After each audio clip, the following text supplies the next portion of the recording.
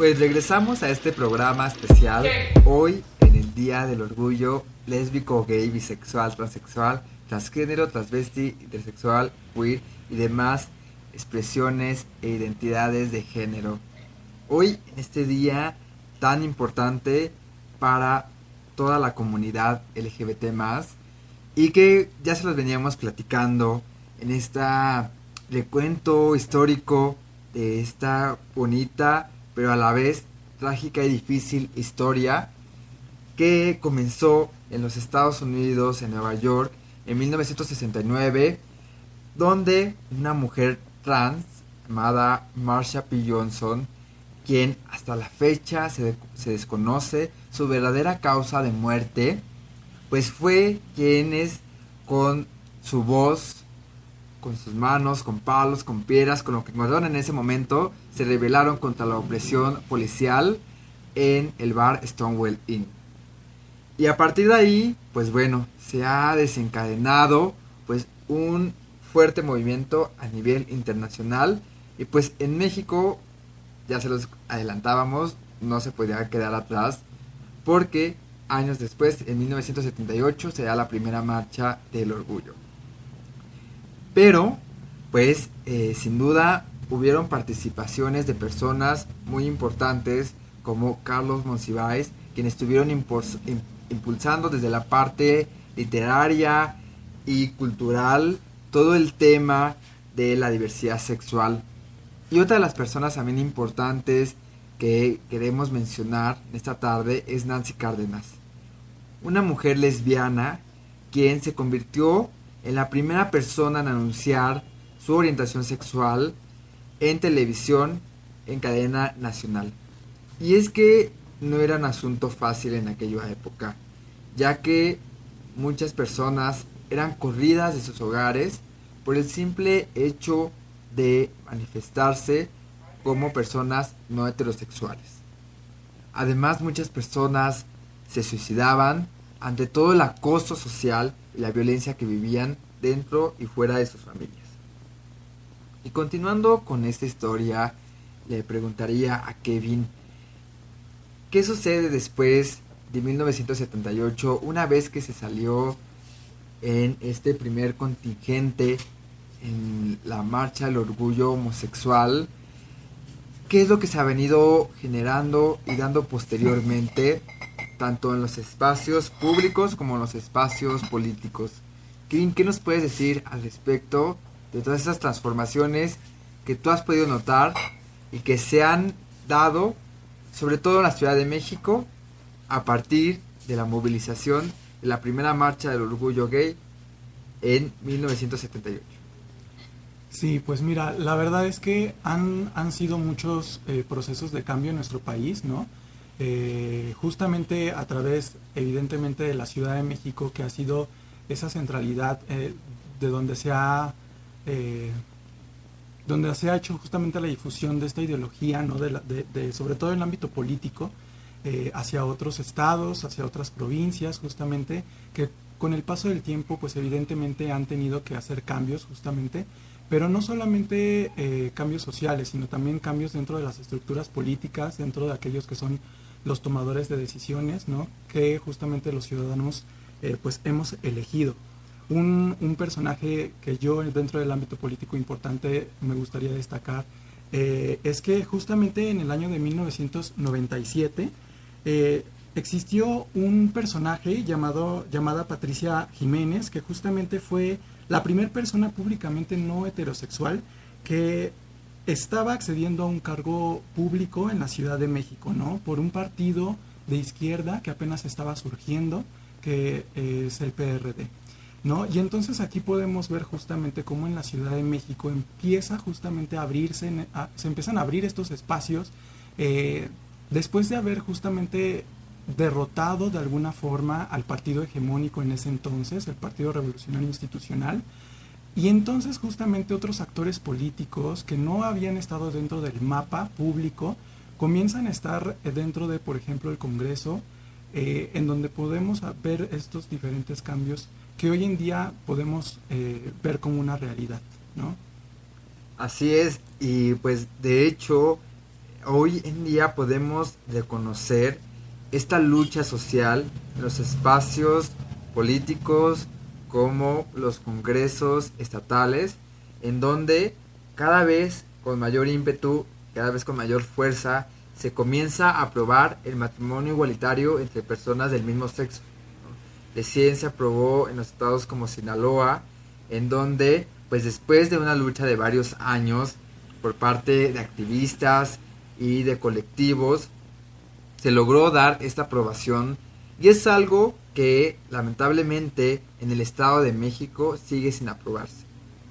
Pero, usando un poquito a toda esta historia, también es importante reconocer que en el 2005 se da por primera vez en el Congreso de la Ciudad de México un planteamiento de sociedades de convivencia. Este resolutivo que tuvo en aquel tiempo pues la Cámara Local de la Ciudad de México trataba de insistir y de plantear el tema en donde posteriormente se reconocería el matrimonio entre personas del mismo sexo. En un primer momento se llamaba de esa forma sociedades de convivencia, pero posteriormente se logró dar con el paso de los años pues este avance y además a nivel internacional también se ha podido establecer distintos tratados y acuerdos, ¿no? Como los principios de Yogyakarta, en donde en el año 2010 se estableció a nivel internacional una agenda para todos los países en donde los estados miembros de la Organización Mundial pues se comprometían a trabajar a favor de los derechos de las personas LGBT+, y en contra de la discriminación por motivos de orientación sexual e identidad de género. En la Constitución de nuestro país, en el año 2001, también se da un gran avance a partir de que se introduce en el artículo primero constitucional la especificación del derecho a la no discriminación por cuestiones de orientación sexual. Y eso ha dado cabida a que instituciones a nivel nacional como el Consejo Nacional para Prevenir la Discriminación y en la Ciudad de México el Consejo para Prevenir y Erradicar la Discriminación, pues puedan ir generando protocolos, estudios y avances en materia de estos derechos que por mandato constitucional a todas las personas nos pertenecen, que es el derecho a la no discriminación. Y eso es algo muy importante porque años atrás no se tenía y hoy es una herramienta que las personas que no somos heterosexuales pues podemos tratar de insistir y acudir con nuestras autoridades para que se pueda defender este derecho. Y algo más que quieras aportar en esa parte, Kevin, que nos pudiera sumar en esta visibilidad política que ha tenido el movimiento LGBT más en nuestro país. Yo justamente quisiera aportar, igual dentro del proceso de los años 90, ¿no? Cuando llega a la vida de nuestra sociedad algo como lo que hoy hemos presenciado, que fue el VIH-Sida, ¿no?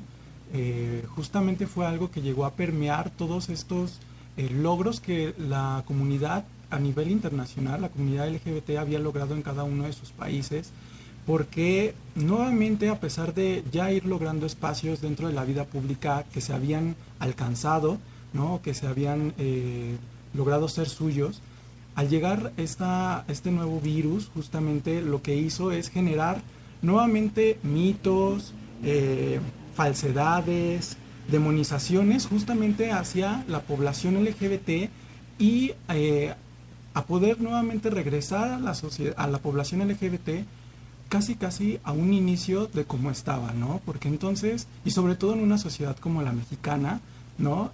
Donde en los años 90, pues evidentemente todavía sigue permeando esta idea del machismo, esta idea de la heteronormatividad, esta idea heteropatriarcal, y que evidentemente luego del proceso de transición política, cuando llega un nuevo partido a la silla presidencial, como fue el Partido de Acción Nacional, ¿no? Un partido abiertamente conservador en ese entonces, pues justamente lo que hizo fue que algunos procesos que ya se habían logrado en nuestro país, pues pudieran retroceder. Así es, y sin duda la pandemia del VIH fue algo que no solo terminó con la vida de muchas personas, sino que además fue un instrumento que utilizaron ciertos sectores conservadores para atacar a la comunidad LGBT más, ¿no? Inclusive hasta llamarlo como un tipo de castigo divino, ¿no? Para quienes se volvían portadores de este virus, y que, a diferencia de lo que vemos hoy en día con el actual virus, ¿no? COVID en el que hoy vivimos, pues existía una gran desinformación, ¿no? Y además, hoy en día sigue sin poder establecerse algún tipo de vacuna, ¿no? Preventiva para este virus. Es decir, los avances médicos y en investigación que se han dado con respecto al VIH han sido muy pocos en comparación con los que se ha tenido con el COVID-19, ¿no?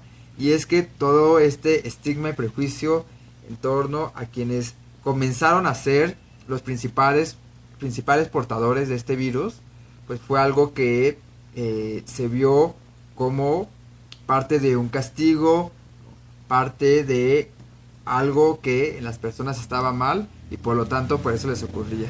Que es importante aclarar que no solo las personas LGBT más son portadoras y portadores del virus.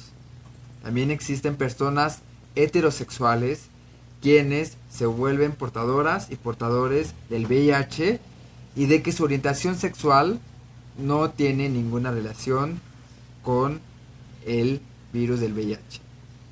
Pues vamos a otro pequeño corte musical, y pues les invitamos a seguir escuchándonos y participando con nosotros para conocer parte de esta gran historia del movimiento LGBT más en México.